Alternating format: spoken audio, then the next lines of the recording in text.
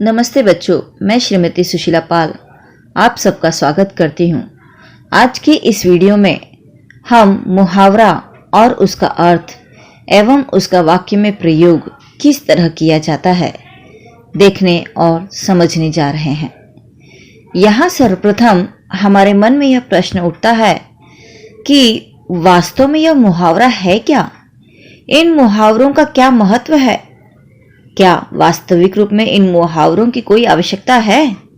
और जो सबसे महत्वपूर्ण प्रश्न है कि इन मुहावरों को किसने बनाया और क्यों बनाया?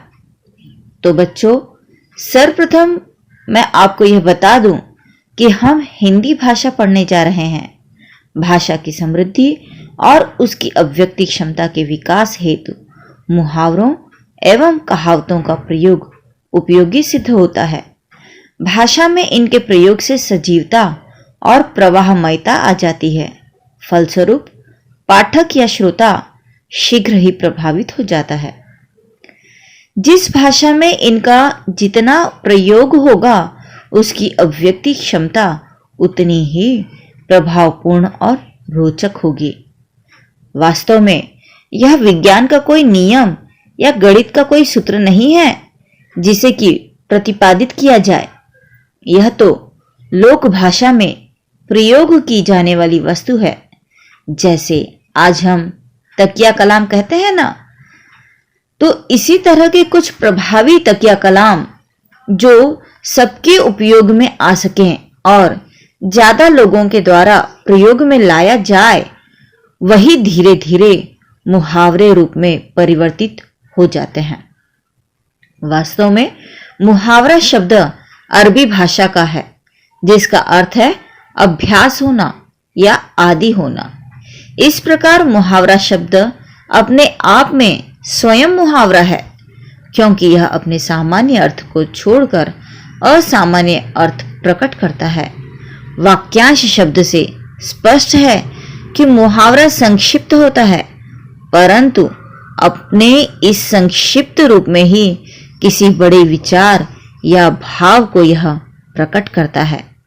हम देखते हैं कि मुहावरे अधिकतर लोक भाषा अर्थात देशज शब्दों में होते हैं, तो यह स्पष्ट है कि जब एक मुख से निकली हुई बात कई मुख धारती है और लोगों के कानों को प्रभावित करती है, वही मुहावरा बन जाता है।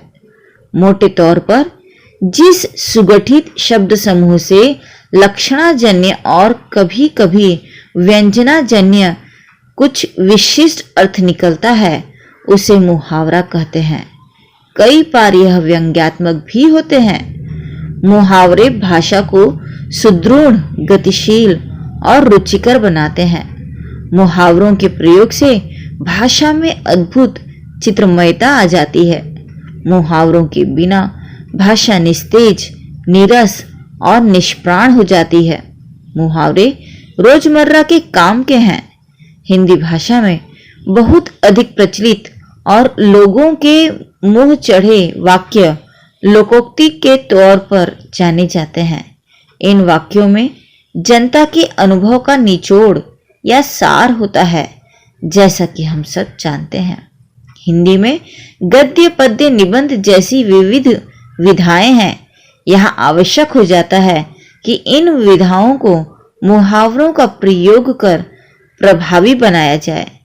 अब हम इन मुहावरों से संबंधित एक छोटी सी कविता देखते हैं।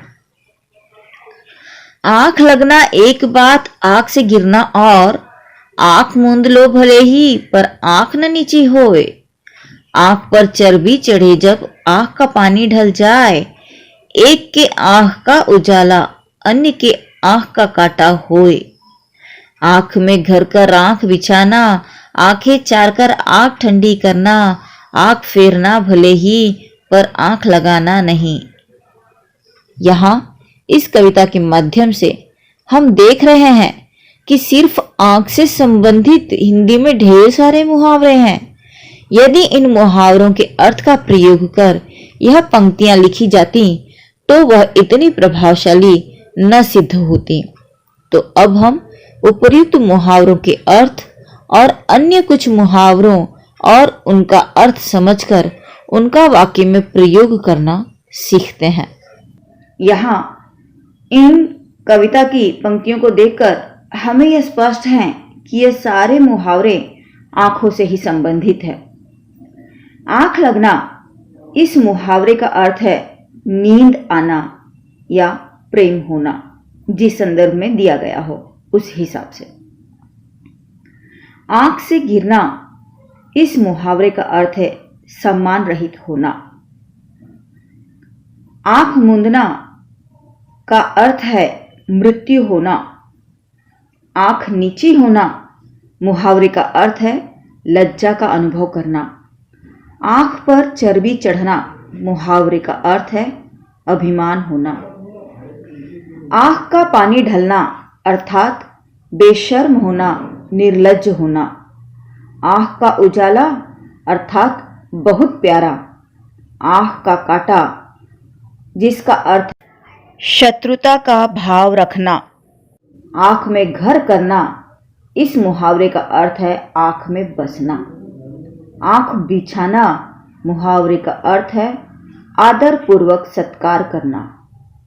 आंखें चार करना मुहावरे का अर्थ है आमने सामने होना।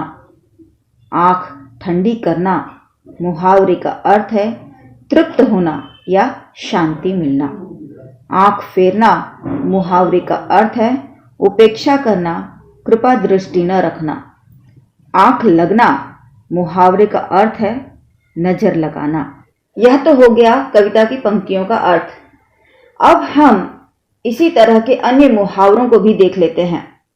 फिलहाल यहां हम यह समझ चुके हैं कि यह विभिन्न मुहावरे व्यक्ति के अंग प्रत्यंग से संबंधित हैं, अर्थात व्यक्ति के हर अंग पर मुहावरे और उनके अर्थ हैं। ठीक इसी तरह से जानवरों के नाम या वस्तुओं के नाम पर भी अनेक मुहावरे हैं। देखते हैं यहां हम अगला मुहावरा, बंदर क्या जाने अदरक का स्वाद। इस मुहावरे का अर्थ है मूर्ख व्यक्ति गुणों की परख नहीं कर सकता। भैंस के आगे बीन बजाना इस मुहावरे का अर्थ है मूर्ख को समझाने का प्रयास करना। गई भैंस पानी में जिसका अर्थ है उम्मीदों पर पानी फिर जाना। अपनी खिचड़ी अलग पकाना अर्थ है अलग रहना या स्वार्थी होना। अब इन मुहावरों के अर्थ को समझने के बाद हम समझ लेते हैं कि मुहावरों का वाक्य में प्रयोग किस तरह किया जाता है। कई बार पेपर चेक करते समय मैं यह देखती हूं कि मुहावरों का अर्थ बताने के बाद उसका वाक्य में प्रयोग करने के बजाय बच्चे अर्थ का ही वाक्य में प्रयोग कर देते हैं। तो बच्चों, यहां आप लोग यह अधिक बेहतर तरीके से समझ लो कि हमें मुहावरों का अर्थ मात्र लिखना होता है और फिर उसी मुहावरे का प्रयोग हमें वाक्य बनाते समय करना होता है। अर्थ बताने के बाद उस अर्थ का वाक्य में प्रयोग हमें कदापि नहीं करना होता है। कृपया यह हमेशा ध्यान रखिए। प्रश्न भी आता है आप लोगों को कि मुहावरों का अर्थ बताकर उसका उचित वाक्य में प्रयोग कीजिए, तो उसका अभिप्राय यहां मुहावरे से है। यहां पर अर्थ से इसका कोई संदर्भ नहीं है। हमें अर्थ लिखकर छोड़ देना है और फिर दोबारा मुहावरे पर ही आना है और उस मुहावरे का वाक्य में प्रयोग करना होता है। होता क्या है, जब आप मुहावरों का अर्थ लिखकर अर्थ का वाक्य में प्रयोग करते हो तो यह उत्तर आपका पूरी तरह गलत हो जाता है और इस तरह से मिलता हुआ अंक भी आपको नहीं मिल पाता। इसलिए हमेशा याद रखिए कि मुहावरों का हमें वाक्य में प्रयोग करना होता है। अब हमारा जो पहला मुहावरा है कि बंदर क्या जाने अदरक का स्वाद, इस मुहावरे का हम वाक्य में प्रयोग करेंगे कि धनंजय बताशे की बुराई कर रहा था। बंदर क्या जाने अदरक का स्वाद। कई बार लोग हमारे सामने दूसरों की बुराई करते हैं या किसी वस्तु की बुराई करते हैं जो हमें प्रिय होती है। ऐसी स्थिति में हम तुरंत कहते हैं कि बंदर क्या जाने अदरक का स्वाद। अगला है भैंस के आगे बीन बजाना, जिसका अर्थ है पूरा मेहनत व्यर्थ करना। इसका मुहावरा, इस मुहावरे का वाक्य में प्रयोग किया है कि करीना को समझाने का अर्थ है भैंस के आगे बीन बजाना। अगला मुहावरा है गई भैंस पानी में, अर्थात पूरा किया गया मेहनत व्यर्थ हो जाना। तो जब हम समझाने के बाद भी हमें उसका कोई परिणाम हमें नहीं मिलता, तब हम कहते हैं कि गई भैंस पानी में। यहाँ पर वाक्य प्रयोग है बेटे को समझाने के बाद भी जब बेटा फिल्म देखने गया तो पिता ने कहा गई भैंस पानी में। अपनी खिचड़ी अलग पकाना, अर्थात स्वार्थी होना। इस मुहावरे का वाक्य में प्रयोग है कि रहीम तो अपनी खिचड़ी अलग ही पकाना चाहता है। अगला मुहावरा देखो, आग में घी डालना, जिसका अर्थ है गुस्से को और भड़काना। ऊंट के मुंह में जीरा, जिसका अर्थ है अधिक आवश्यकता होने पर भी थोड़ी सी वस्तु को प्राप्त करना। घोड़े बेचकर सोना, अर्थात बेफिक्र होकर सोना। जिसकी लाठी उसकी भैंस, अर्थात शक्तिशाली की जीत होना। अब इन मुहावरों का हम वाक्य में प्रयोग देख लेते हैं कि जब किसी किसी की आदत ही होती है झगड़ा लगाने की, तो हम कहते हैं कि उसकी आदत ही है आग में घी डालने की। तो यहाँ वाक्य प्रयोग है संजय की तो आदत ही हो गई है आग में घी डालने की। बच्चों, यह वाक्य प्रयोग मैंने आपको एक उदाहरण के तौर पर बताया है।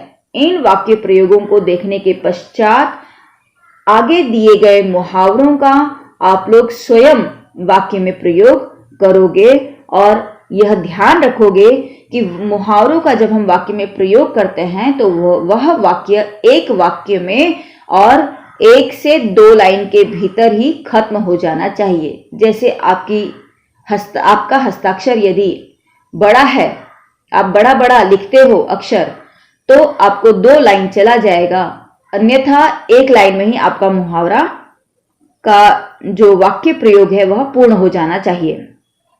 अनावश्यक रूप से 3 से 4 लाइन का वाक्य प्रयोग यदि हम करते हैं तो वह गलत होता है, यह ध्यान रखना है। अब दूसरा वाक्य प्रयोग है कि सीमा ने संजू को जब एक ही चॉकलेट दिया तो संजू ने उसे कहा यह तो ऊंट के मुंह में जीरा है। तीसरा है घोड़ा बेचकर सोना, इसका वाक्य प्रयोग है परीक्षा खत्म होने पर बच्चे घोड़ा बेचकर सोते हैं। देखो यहाँ पर हम देख रहे हैं कि कई बार मुहावरों का वाक्य में प्रयोग ज्यों का त्यों हो गया है और कई बार उसकी क्रिया को हम वाक्य अनुरूप, काल अनुरूप बदल देते हैं। तो हमें मुहावरों की क्रिया को वाक्य अनुरूप बदलने की अनुमति होती है, लेकिन ऐसा ना हो कि हम वाक्य प्रयोग करते समय मुहावरा ही बदल दें।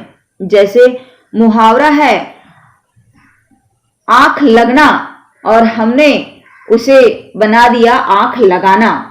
आंख लगना अलग है और आंख लगाना अलग है, दोनों का अर्थ बदल जाता है। इसलिए हमें ध्यान देना है कि वाक्य प्रयोग करते समय हम मुहावरों को न बदल दें। अगला है सामंत काल में तो जिसकी लाठी उसी की भैंस थी। और अगला मूर्ख चिल्ली तो अपने पांव पर आप ही कुल्हाड़ी मार रहा था। इसके बाद यहां मैंने आप लोगों को मात्र कुछ मुहावरे और उनके अर्थ बताए हैं। अब आप लोग इन मुहावरों का स्वयं वाक्य में प्रयोग करोगे और आगे दिए गए वाक्य प्रयोग के अनुसार अपने वाक्य प्रयोग को स्वयं जांच करोगे कि आपका यह वाक्य प्रयोग सही है अथवा गलत। पहला मुहावरा है मेरा अपने पांव आप कुल्हाड़ी मारना, जिसका अर्थ है संकट मोल लेना। अपने पैरों पर खड़ा होना अर्थ है स्वावलंबी होना। 8 8 आंसू रोना अर्थात बुरी तरह पछताना। आंखें खुलना अर्थात होश आना या सावधान होना। ईंट का जवाब पत्थर से देना अर्थ है किसी की दुष्टता का करारा जवाब देना। अगला है ईद का चांद होना अर्थ है बहुत दिनों बाद दिखाई देना। अगला कोसों दूर भागना अर्थ है बहुत अलग रहना। अगला कुत्ते की मौत मरना अर्थ है बुरी तरह मरना। घी का दीपक जलाना अर्थात अप्रत्याशित लाभ पर प्रसन्नता। घर बसाना अर्थात विवाह करना। 9 2 11 होना अर्थात चंपत होना या भाग जाना। पेट में चूहे कूदना अर्थात बहुत जोरों की भूख लगना। भीगी बिल्ली बनना अर्थात दबना या डर से दुबकना। मक्खियां मारना अर्थात बेकार बैठे रहना। हाथ मलना अर्थात पछताना। कान खोलना अर्थात सावधान होना। कमर कसना अर्थात तैयार होना। कमान से तीर छुटना अर्थात हाथ में न रहना। तो बच्चों, उम्मीद है आपको मुहावरों का अर्थ और उसका वाक्य में प्रयोग किस तरह किया जाता है पूर्णतया स्पष्ट हो चुका है। आशा है आपको मेरा आज का यह वीडियो पसंद आया है, तो आप इसे लाइक कीजिए, कमेंट कीजिए, अपने मित्रों को शेयर कीजिए और अब तक सब्सक्राइब नहीं किया है तो सब्सक्राइब कर दीजिए। धन्यवाद।